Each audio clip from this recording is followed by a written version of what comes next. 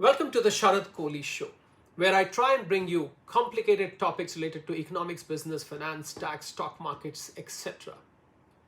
in simplest of languages to make sure that this information becomes useful for you in enhancing your income, your wealth, or at least preventing you from incurring losses.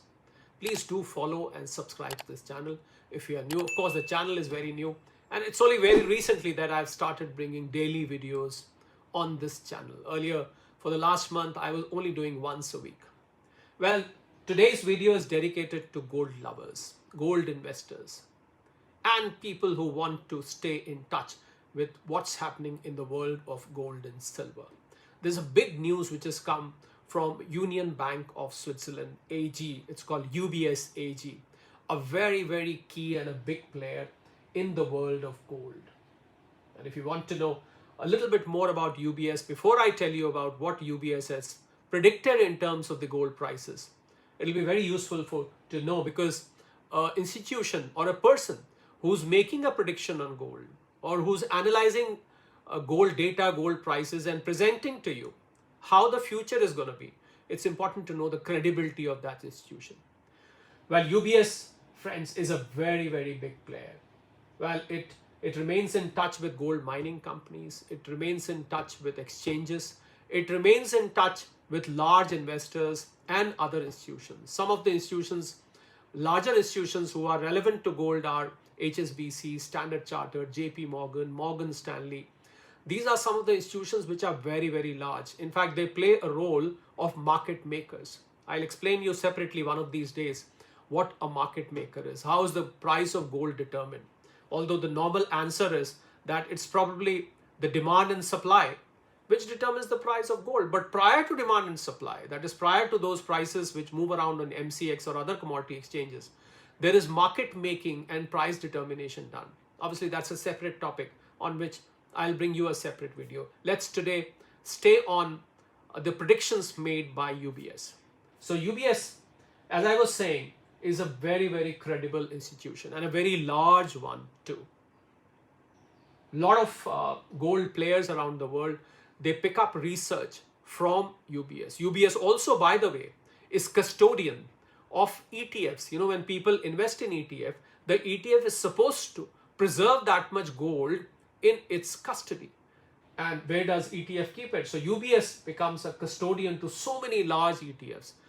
That is, it keeps physical stock of gold on behalf of very, very large ETFs around the world. That's another role. Plus, UBS also is an active trader in futures and options, you know, in all the derivatives around the world, whether they are in COMEX or they are in the London Bullion market.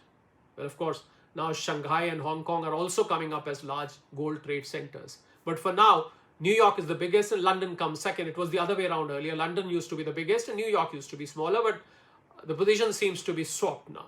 New York is the biggest. And by the way, in India, 99% of the gold is imported, which is why we have to talk about these international institutions whenever it comes to gold.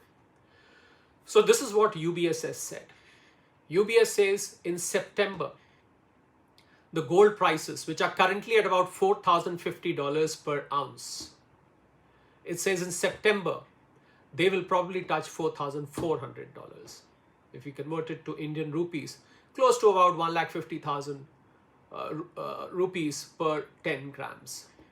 Then it says in December, it is likely to touch $4,600, which is approximately going to be 1,60,000, 1,55,000 to 1,60,000 rupees per 10 grams. Then it says in the month of March, it will hit $5,000. March 2027, it will hit $5,000.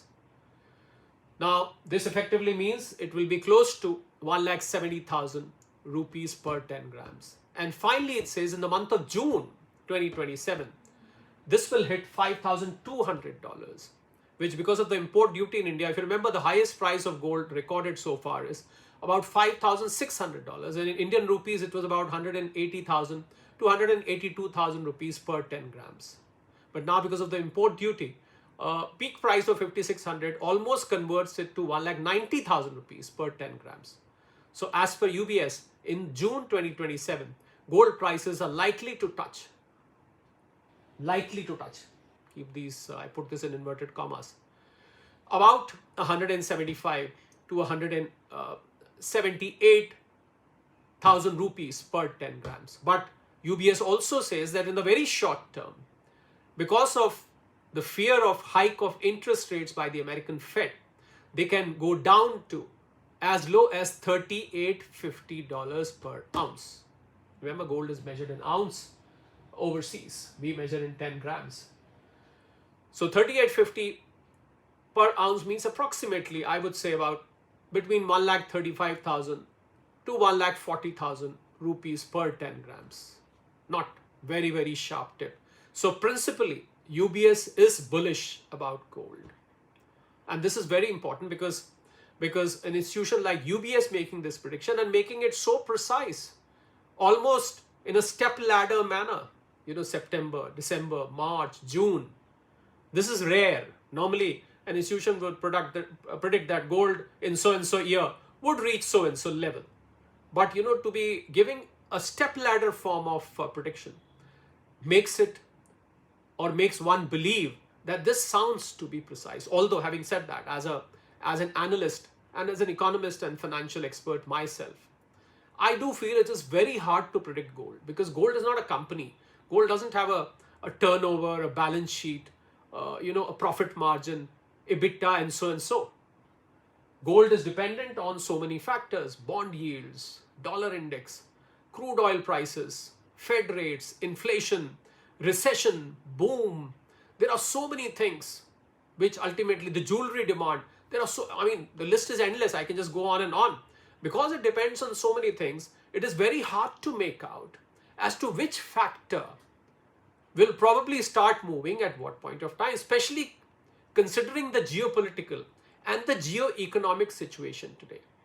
It is very, very difficult to make out as to what happens the next moment, especially when you have heads of state who are working in the interest of their own countries.